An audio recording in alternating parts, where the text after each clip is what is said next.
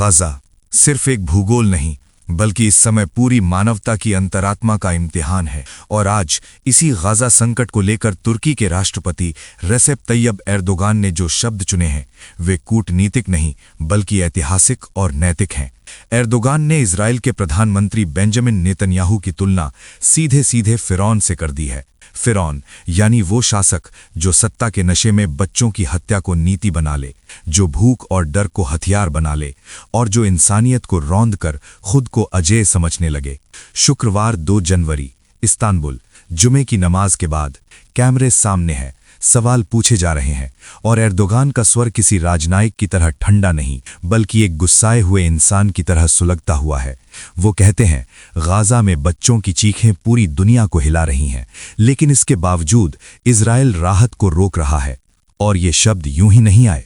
इसके ठीक एक दिन पहले 1 जनवरी को इजराइल ने गाजा में काम कर रही 37 अंतर्राष्ट्रीय मानवीय संस्थाओं के लाइसेंस रद्द कर दिए। इनमें डॉक्टर्स विदाउट बॉर्डर्स जैसी प्रतिष्ठित संस्था भी शामिल है। इजरायली सरकार का दावा है कि ये संगठन हमास से जुड़े हैं, लेकिन ना तो कोई सबूत सामने रखा गया, ना कोई स्वतंत्र जांच। ये फैसला सिर्फ एक प्रशासनिक कदम नहीं है, ये सीधे सीधे लाखों भूखे, बीमार और बेघर लोगों की सांसों पर ताला लगाने जैसा है। यही वजह है कि सिर्फ अंतर्राष्ट्रीय समुदाय ही नहीं बल्कि खुद इजराइल के भीतर 19 मानवाधिकार संगठनों ने भी इस फैसले की खुलकर निंदा की है।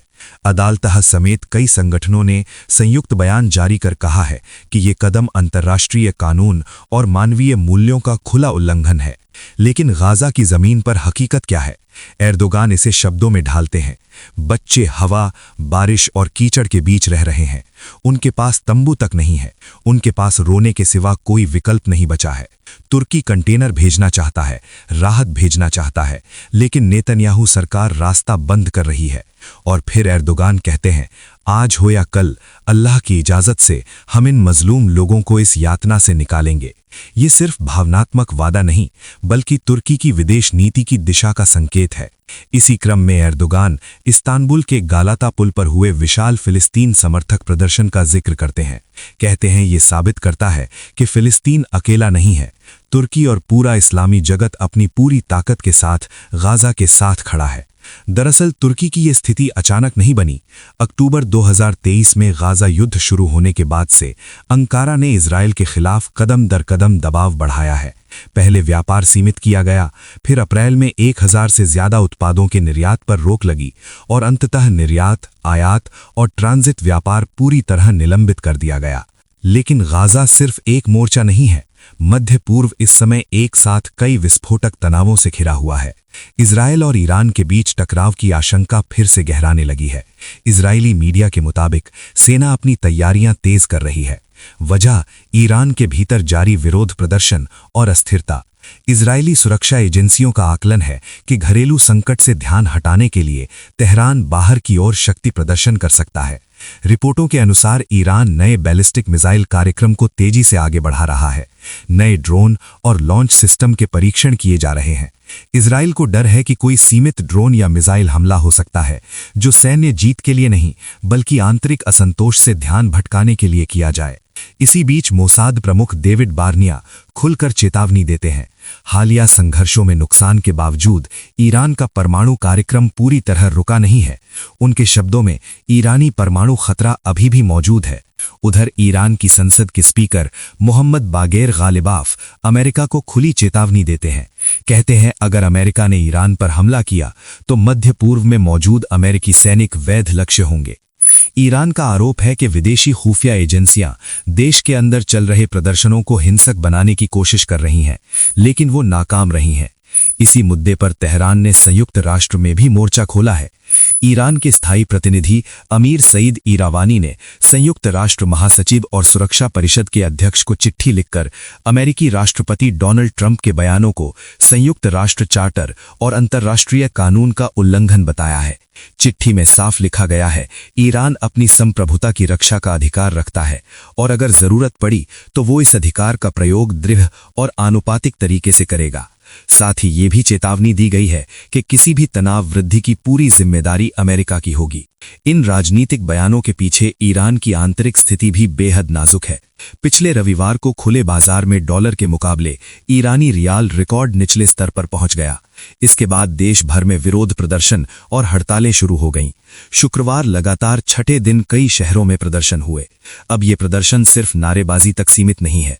सुरक्षा बलों की गोलीबारी में कई प्रदर्शनकारियों की मौत की खबरें सामने आ चुकी हैं। आंदोलन नए शहरों तक फैल रहा है और ईरानी नेतृत्व के लिए हालात लगातार चुनौतीपूर्ण होते जा रहे हैं।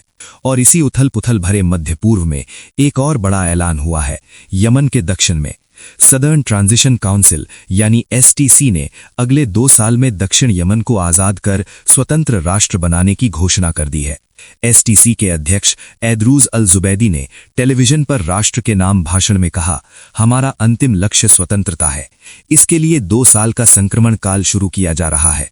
अंतर्राष्ट्रीय समुदाय से अपील है कि वो दक्षिण और उत्तर यमन के पक्षों के साथ बातचीत करे। उन्होंने कहा 2 साल बाद दक्षिण यमन में जनमत संग्रह कराया जाएगा, लेकिन साथ ही चेतावनी भी दी, अगर बातचीत को बढ़ावा नहीं मिला या दक्षिण के लोगों और जमीन पर हमला हुआ तो हम 2 साल का इंतजार नहीं करेंगे। इससे पहले ही स्वतंत्रता की घोषणा कर दी जाएगी। ये चेतावनी यूं ही नहीं है। यमन का इतिहास खून, साजिश और क्षेत्रीय हस्तक्षेपों से भरा रहा है। 2014 में ईरान समर्थित हूती विद्रोहियों ने राजधानी सना पर कब्जा कर लिया। तत्कालीन राष्ट्रपति मंसूर हादी सऊदी अरब भाग गए। इसके बाद सऊदी नेतृत्व में एक सैन्य गठबंधन बना जिसमें यूएई और यमनी सेना शामिल थी।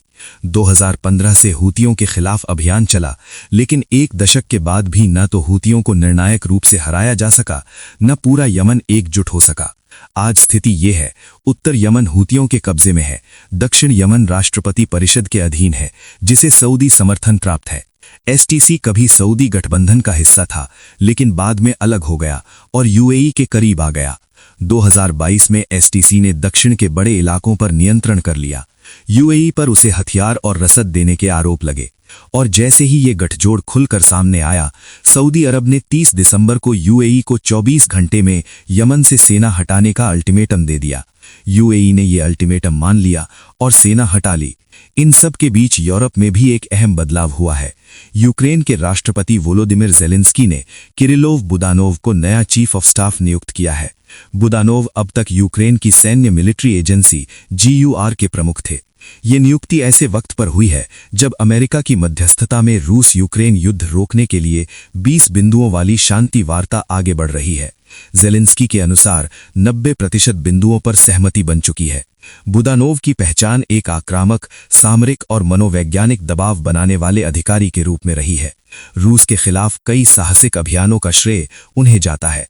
ज़ेलेंस्की ने साफ कहा है, अब यूक्रेन को सुरक्षा, रक्षा और कूटनीति तीनों मोर्चों पर एक साथ ध्यान देना होगा और इस लक्ष्य के लिए बुदानोव सबसे उपयुक्त व्यक्ति है। यानी तस्वीर साफ है। गाजा से तेहरान तक, सना से कीव तक दुनिया इस समय एक साथ कई आग के गोलों पर खड़ी है।